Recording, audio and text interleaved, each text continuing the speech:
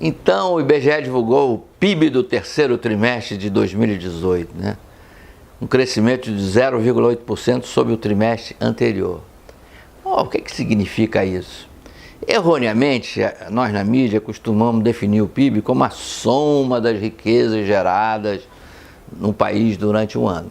Bom, na verdade é mais complexo que isso, é uma contabilidade em que a gente avalia o conjunto da economia. Nessa avaliação, por exemplo, se retira a dupla contagem, a tripla contagem, né? Você não soma prego e depois soma aço e depois soma automóvel. Você vai fazendo o conjunto das riquezas, afinal, o que é que você vai agregando de valor para ter no final um certo valor. O Brasil tem o 8º PIB do mundo, né? Maior PIB. Primeiro disparado os Estados Unidos, depois vem a China, depois vem a Alemanha, depois vem o Japão, depois vem a França, depois vem o Reino Unido, Canadá e Brasil. Esses são os países que brigam, o México chegando também. Agora, significa que somos um país rico? Não, não somos. Não somos porque se você dividir o PIB pelo número de habitantes, na média, a gente vai ficar lá em 69º lugar, né? O país que tem o PIB per capita mais alto, provavelmente está ali Noruega, Kuwait, Emirados Árabes, né?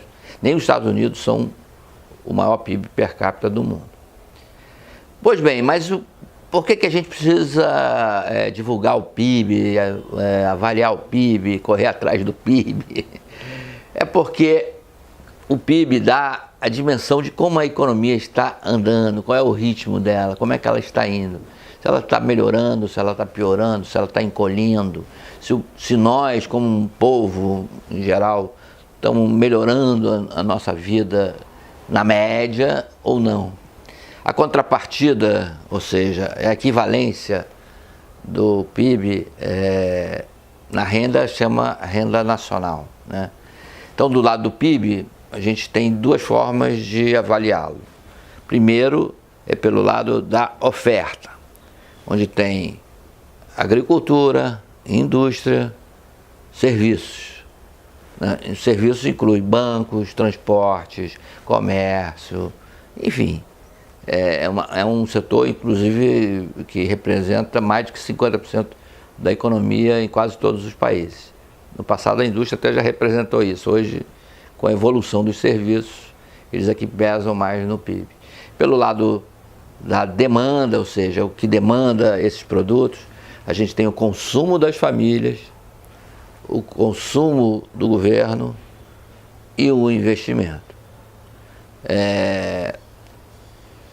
Assim a gente vê como é que se distribuiu o PIB na oferta e na demanda. Eu não falei também na parte externa, porque a gente tem que considerar a diferença em volume de produtos, não em valor, entre exportação e importação. Quando a gente, nesse volume, exporta mais que na importação, a gente bota a área externa somando ao PIB. Quando é o contrário, ele diminui o PIB. E do lado da renda nacional a gente tem os aluguéis, os juros, os salários, que equivalem ao que a gente tem no PIB. 0,8 é um ritmo de crescimento bom? Se a gente analisar isso, se fosse 0,8 a cada trimestre, a gente teria um crescimento aí quase próximo de 3 e pouco por cento, né? Seria o ideal. Então, no terceiro trimestre, a economia brasileira foi bem.